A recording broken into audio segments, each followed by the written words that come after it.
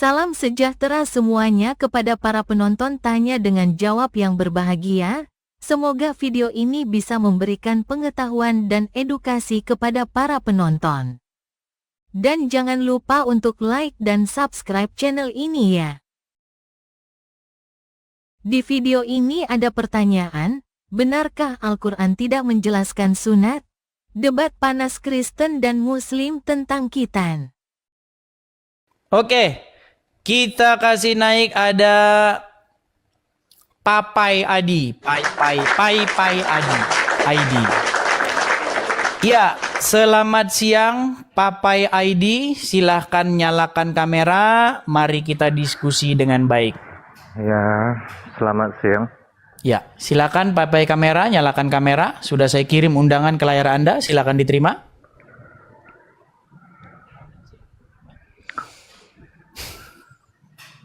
Oke, sebentar. Ya, silakan. Oke. Ya, Bang Pai. Gini ya Mbak Adis ya. Ya, sebentar dulu Bang Pai Ya, Muslim tadi kah? saya sempat mendengar pembahasan. Ya, saya Muslim. Oke, silakan Bang. Oke, tadi saya sempat mendengar pembahasan masalah khitan. Ya, tapi bukan masalah khitannya. Ya. Masalahnya adalah tidak ada Muslim yang percaya dengan Masalah Al-Quran. fungsi khitannya dan masalah fungsi khitannya dan apakah fungsi khitan ini dijelaskan dalam Al-Quran begitu? Oke. Maaf Bang, ini sebelumnya saya cuma nampakin wajah saya aja, cuman nggak pakai baju ini. Ya, karena kalau Muslim di sini kebiasaannya kalau ingin membahas Al-Quran, Allah dan Rasulnya, sukanya nggak pakai baju. Padahal sedang ingin membahas Allah dan Rasulnya. Nah, gitu ya. Silakan. Gini, kalau masalah itu saya tidak mempermasalahkan masalah orang Muslim kalau mau membahas masalah Quran, hadis dan Allah itu masalah harus pakai baju atau enggak sih, itu saya tidak mempermasalahkan. Karena kenapa? Bagi kami ada yang namanya aurat dan bukan aurat. Nah, oke.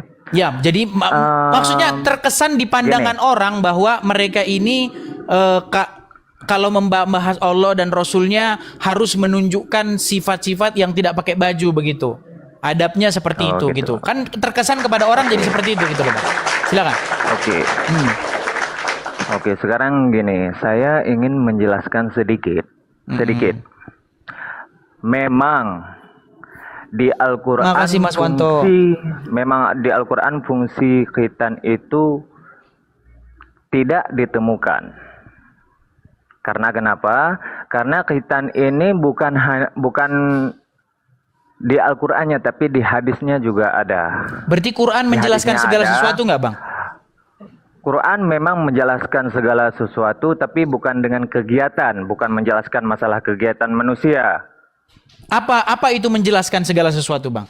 Nah, yang menjelaskan segala sesuatu ini bagaimana dari awal mulanya terjadi dunia, dari mana awalnya terjadi alam-alam ini, disitulah Al-Quran menjelaskannya. Tapi kalau masalah kegiatan manusia, kegiatan seperti contohnya khitan tadi, pekerjaan manusia, berarti itu bukan segala sesuatu ya? Bukan masalah segala sesuatu. Jadi seperti yang contoh seperti Bang Rahmat bilang tadi bahwa kegiatan manusia ini tidak. Jadi segala sesuatu itu artinya bukan. Tunggu dulu. Jadi segala sesuatu itu bukan segala sesuatu ya. Makasih Pak Swanto, makasih Bang. Dengar dulu. Segala sesuatu kegiatan manusia ini memang coba di mana Bang? Di mana Bang ayatnya segala sesuatu kegiatan manusia? Sebentar. Nampaknya ayat Al-Qur'annya sudah berubah. Sebentar ya. Siapa tahu sudah berubah ini. Sebentar. Oke. Aku dan kami datangkan kepada kamu Al-Qur'an dan kami turunkan kepada kamu Alkitab untuk menjelaskan segala sesuatu. Nggak ada di sini segala sesuatu tentang kejadian alam semesta, nggak ada. Jangan-jangan Allah lupa ini. Sebentar Bang, Allah lupa ya. Allah lupa ini Bang. Sebentar, nampaknya Allah lupa Bang. Maksudnya di sini ketinggalan gitu Bang ayatnya. Segala sesuatu tentang penciptaan langit dan bumi atau gimana? Oke. Menurut Anda Allah lupa. Oke. Di dalam Al-Qur'an Anda membuat seolah-olah Allah lupa, Bang. Izinkan saya berbicara. Silakan. Saya berbicara. Silakan. Oke. Izinkan saya berbicara. Bukan masalahnya Allah lupa menjelaskan. Allah memang tidak menerangkan secara detail, secara semuanya di dalam Al-Quran bahwa Allah menciptakan, saya menciptakan pohon begini caranya, saya menciptakan dunia begini caranya. Allah tidak menjelaskan sedetail itu supaya apa? Supaya kita bisa belajar. Tapi kalau Allah memang menjelaskan itu semuanya dalam Al-Quran secara detail, secara sempurna semuanya. Sekarang saya membalik tanya, di dalam Alkitab yang Anda percaya dijelaskan nggak seperti itu? Sudah Bang? Abang ada Al-Quran di situ? Nah, saya di sini memang tidak sedang memegang Al-Quran. Nah ini dia saya bilang. Dengar dulu. Bang, enggak, masalahnya ayat Quran berkata di dalam surat Hud, sebentar Bang ya, saya bacakan ya. Ya. Sebentar. Dalam surat Hud, oke. Sebentar ya. Bentar Bang ya. Oke, saya tunggu. Nih. Di dalam surat Hud, kita mulai dari ayat yang pertama ya. Sabar ya Bang ya.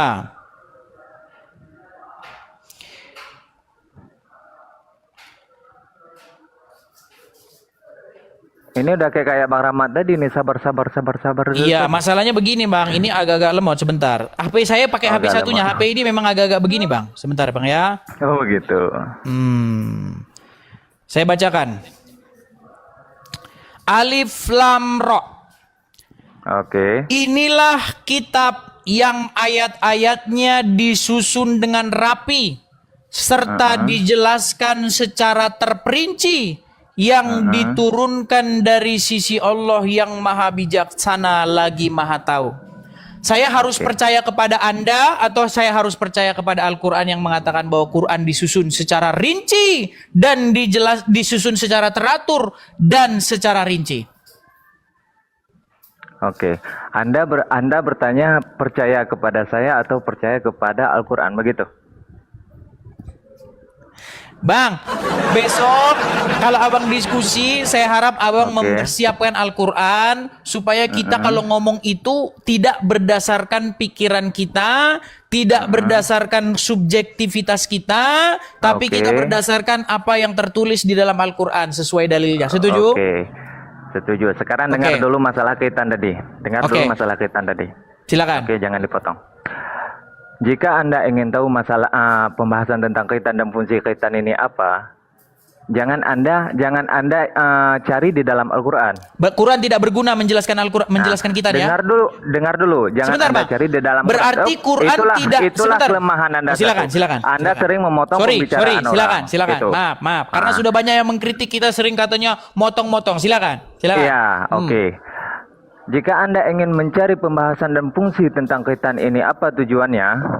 Nah, cobalah Anda mencari di sejarah dan hadis-hadis Nabi. Sudah? Karena kaitan ini kami mengapa berkaitan? Karena kami mengikuti sunnah Nabi, bukan mengikuti seperti yang Anda katakan, suruh cari di Al-Quran, apa fungsinya, segala macam. Bukan itu, tapi kami mengikuti sunnah Nabi. Karena kenapa? Allah memerintahkan kami untuk mengikuti sunnah Nabi. Sudah? Apa yang Nabi kerjakan, yang Nabi sunnahkan kepada kami, itu yang kami kerjakan.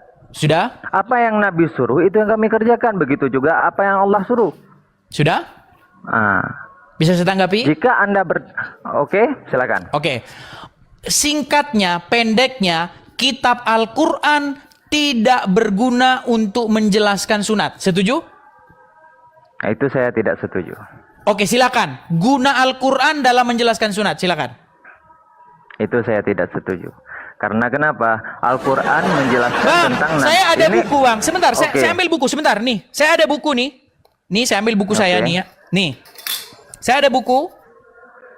Oke. Kalau saya buka ini, ya, ini buku tentang saya tulis-tulis ini ya. Buku ini tidak menjelaskan sunat. Makanya saya katakan bahwa buku ini tidak berguna dalam hal menjelaskan sunat. Unfaedah dalam hal menjelaskan sunat. Setuju? Oke. Sekarang Anda setuju tidak bahwa Al-Quran tidak berguna atau unfaedah dalam hal menjelaskan sunat? Oke, kalau itu saya tidak setuju. Berat, saudara. Oke lah Bang, kita kasih kesempatan dulu kepada muslim yang lain Bang Oke, ya. saya tidak setuju. Sekarang jika saya berbalik bertanya boleh? Bukan Bang, kita belum selesai Boleh nih Bang. nggak saya berbalik Masalahnya bertanya? begini Bang, kalau saya ngobrol dengan orang yang gimana ya, kayak nggak mau jujur sama diri sendiri, gimana kita mau Oke, lanjut Bang? Gini, saya Abang saja boleh nggak mau balik jujur. bertanya apa tidak? Saya boleh balik bertanya apa Silakan, tidak? silakan. Tentang masalah khitan ini juga. Silakan. Oke, kami di Islam, di ajaran Islam, di budaya Islam, kami melakukan khitan. Di Quran mana? Surat berapa ayat berapa? Dengar dulu. Iya, Kami Abang melakukan di budaya khitan. Islam. Di Dengar, Quran surat saya berapa tidak- itu perintah untuk saya khitan? dengar, saya tidak berbicara dan saya tidak bilang bahwa Quran menjelaskan khitan, tapi saya mengatakan budaya Islam. Budaya Islam. Dengar dulu, budaya Islam. Sebentar gini Bang. Dengar dulu. Karena Abang Ini saya bohong. ingin bertanya. Bang, sebentar Gini, karena saya- gini, pertanyaan saya, apakah Muhammad sunat? Sunat?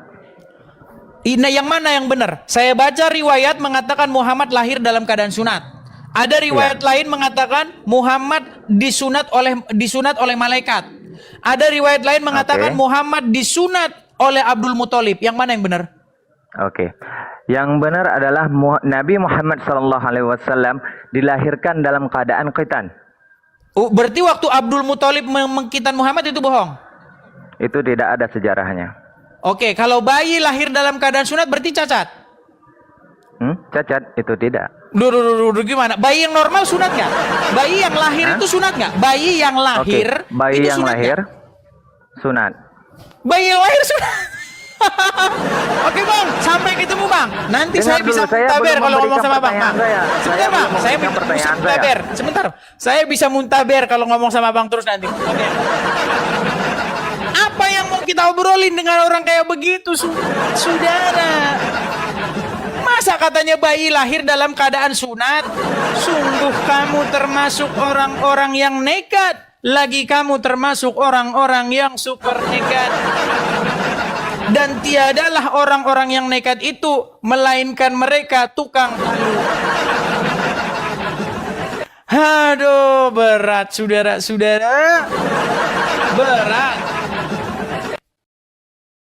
Saudara-saudara sekalian, pada video yang sudah kita tonton bersama-sama ini ada pertanyaan yang mana bikin banyak orang pusing atau marah-marah atau menerima semua penjelasan dari Edis TV dan kita semua harus menghormatinya. Silahkan para penonton menilai sendiri dan dapat memberi tanggapan melalui kolom komentar tanya dengan jawab mengenai penjelasan dari Edis TV. Terima kasih.